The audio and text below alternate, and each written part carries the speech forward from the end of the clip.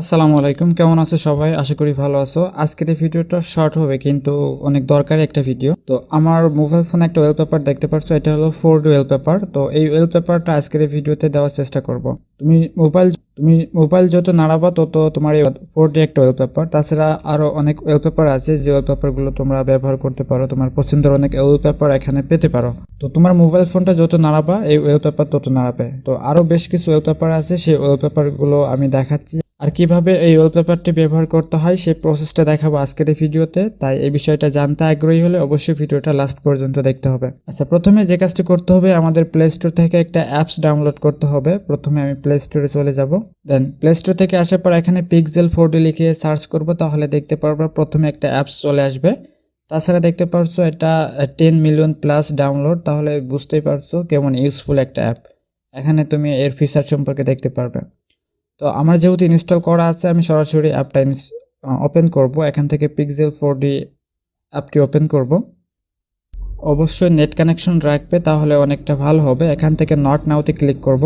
তাছাড়া দেখতে পাচ্ছ এখানে অনেক ক্যাটাগরি আছে, new, free, premium, downloaded, my favourite, তাছাড়া অ্যানিমেল, স্পোর্টস, আরও অনেক রকম ক্যাটাগরি আছে। তুমি চাইলে তোমার পছন্দের ক্যাটাগরি থেকে ওয়ালপেপারটি সিলেক্ট করতে পারো। তাছাড়া যেমন দেখতে পাচ্ছ এখানে হিউজ পরিমাণ ওয়ালপেপার আছে। এখান থেকে যে কোনো একটা ওয়ালপেপার আমি এখান থেকে সিলেক্ট করি। সাপোজ এই ওয়ালপেপারটি সিলেক্ট করব, দেন ওকেতে ক্লিক করব। ওকেতে ক্লিক করার পর দেখতে পাচ্ছ এখানে ওয়ালপেপারের প্রিভিউটা দেখাচ্ছে। তোমার মোবাইল ফোন যত নাড়াবা ততই দেখতে পাচ্ছ এখানে এই ওয়ালপেপারটি নড়ছে। এই ওয়ালপেপারটি তোমার হোম পেজে সেভ করার জন্য এখানে নিচের দিকে লেখা আছে গেট ইট ওয়াচ অ্যাড, এখানে একটা ক্লিক করতে হবে। তো সিম্পলি আমরা গেট ইট ওয়াচ অ্যাডে ক্লিক করব। আচ্ছা, দেখতে পাচ্ছ অলরেডি আমার অ্যাড দেখা হয়ে গেছে। এখন আমরা অ্যাডটা ক্লোজ করে দিব। তো অ্যাডটি ক্লোজ করার পর নিচ দিকে দেখতে পাচ্ছ set the dark king as live wallpaper, এখান থেকে সিম্পলি ওকেতে ক্লিক করতে হবে।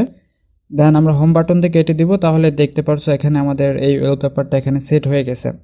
তো এইভাবে তোমার পছন্দের ওয়ালপেপারগুলো তুমি এখান থেকে খুঁজে বের করতে পারো। অ্যান্ড চাইলে তুমি তোমার ফেভারিট ক্যাটাগরি থেকে তুমি তোমার ওয়ালপেপারটা এখান থেকে খুঁজে বের করতে পারো। তো আশা করি বুঝতে পারছো। তো এই ভিডিওটা আশা করি তোমাদের উপকারে আসবে।